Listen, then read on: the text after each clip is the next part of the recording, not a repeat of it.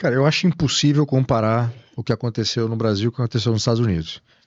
E aqui é preciso logo deixar claro para que ninguém duvide do contrário, que a escravidão foi um negócio infame. Exato. E a escravidão foi infame em qualquer tempo da história da humanidade. Infelizmente, durante grande parte, ou durante uma boa parte da história da humanidade, a escravidão era um dado da realidade. Então, vários povos escravizaram outros povos.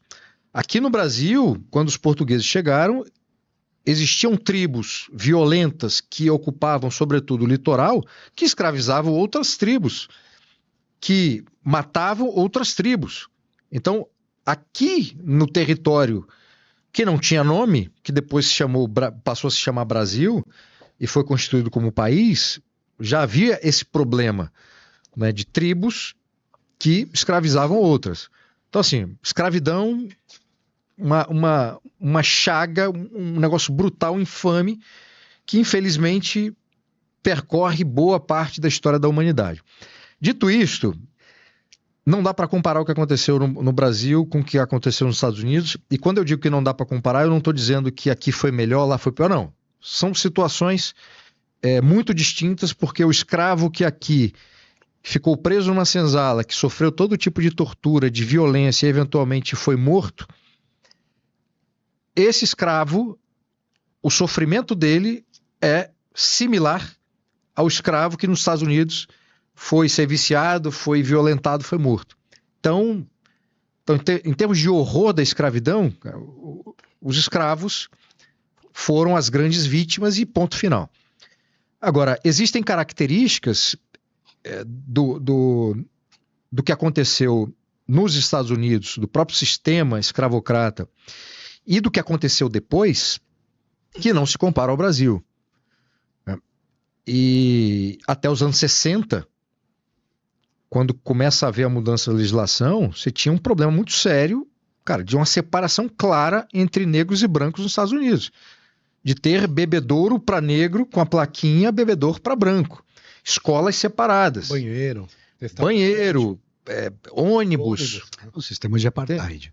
Um sistema de apartheid, classicamente. Assim, completo, assim. Isso não existiu no Brasil. Uhum. Pelo contrário, hein? A miscigenação é prova maior de que existia um trânsito comum entre as comunidades. Cara, o Brasil é um país muito curioso e sempre foi assim. Curioso é uma palavra boa. É, curioso, porque assim, tem coisas que aconteceram aqui que não fazem muito sentido, entende? Quer dizer, um dos homens mais ricos do Brasil, no século XIX, um dos maiores empreendedores da história do país, era um negro chamado Barão de Guaraciaba. Eu acho que eu já contei a história aqui deles numa conversa passada.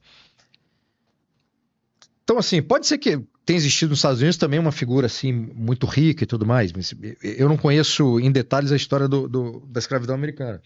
Mas no Brasil você tinha uma figura como essa que era dono de escravos. Vários ex-escravos brasileiros tinham seus escravos. Existia no Rio de Janeiro brasileiros que compravam um escravo, não tinha muito dinheiro, permitia que o escravo trabalhasse no porto, carregando e descarregando carga. Esse escravo recebia pelo dia, voltava e dava uma parte para o dono. Então eles eram ali, não sei se exatamente meeiros. Agenciadores, meeiros. Até o escravo comprar a sua própria alforria. Aí você tem muitos exemplos de escravos que conseguiram ou ganharam comprar a própria alforria, depois se apaixonaram e compraram a alforria daquela que se tornaria sua futura esposa. Então no Brasil aconteceram coisas durante a escravidão muito sui generis, assim, sabe? Que não aconteceram em outros países.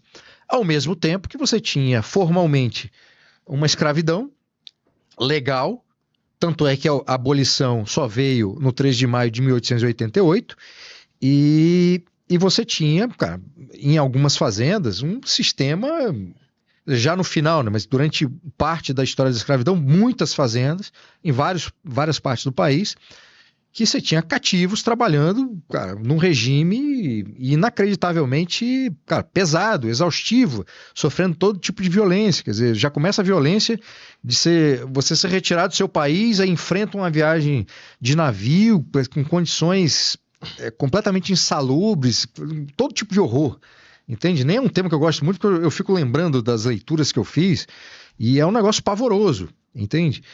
E é um tema, cara, que ele precisa ser debatido sem paixão, entende? Uhum. Ele precisa ser... Porque assim, se você não debate o que aconteceu no Brasil com todas as informações, acontece um negócio terrível, que é o seguinte: você tem uma militância, né, supostamente contra o racismo, que importa um discurso, bandeiras, slogans de uma realidade que não é a nossa. Então, eu acabei de dizer, né, a experiência que houve dentro dos Estados Unidos com escravidão e racismo foi muito diferente daquela que aconteceu no Brasil, né, e ainda hoje é diferente. E aí, portanto, nós temos problemas muito específicos, históricos e atuais. Quando você importa um discurso de militância ideológica que não é o nosso, você não vai resolver um problema que é nosso. Da teoria crítico-racial, é isso? É isso. Cara, de tudo, né? Passear, tudo é aquela coisa do Roberto Schwartzman. As ideias fora do lugar, né? Quer dizer, não faz sentido. E não faz sentido porque esse tipo de discurso ele entra e ele germina e emerge de forma muito poderosa. Porque como ninguém conhece a história e não sabe o que aconteceu aqui, e você, portanto, não tem uma discussão de acordo com aquilo que aconteceu, você pega o pacote completo, né? Quer dizer, o cheeseburger ali com o negócio, você pega com batata frita, com não sei o quê, o combo, e tenta aplicar aqui. E fica uma coisa maluca, entende? Parece sketch do Monty Python.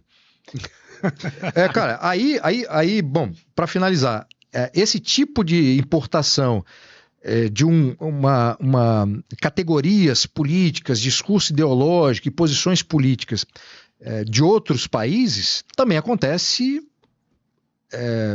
na parte da direita. É tudo importado dos Estados Unidos. Sem dúvida. E aí não é só isso, também os liberais brasileiros, quando vão falar de problemas brasileiros, estão usando Mises, estão usando Bastiat, estão usando Hayek, estão usando... Quer dizer, cadê os autores brasileiros? Então como é que você vai tratar de problemas históricos brasileiros usando autores importados? Você vai em evento, cara, conservador, evento liberal, evento não sei o quê, só tem autor estrangeiro. Então assim, tá faltando Brasil, entende?